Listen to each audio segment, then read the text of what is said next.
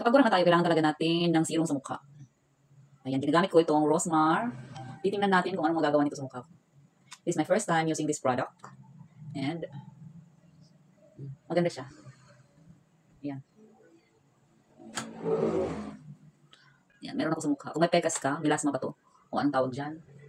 Pwede itong gamitin mga mi. Ayan. May friend kasi ako na may melasma tapos na-amaze ako kasi nawala yung melasma niya. Ito daw yung ginagamit niya, yung product ni Madam Rosmar. Itong Kojic Papaya Serum. Kaya, tinry ko na. Ayan, kung gusto rin ninyo mag-try, just click my yellow basket. Actually, ano siya sa mukha? Mild lang siya, hindi siya, wala lang, parang may cooling effect. May cooling effect pala. Ayan. Siyempre, isali na rin natin yung ating, ano to, leeg. Siyempre, pang namin, nalinis ko na itong mukha ko kanina ha.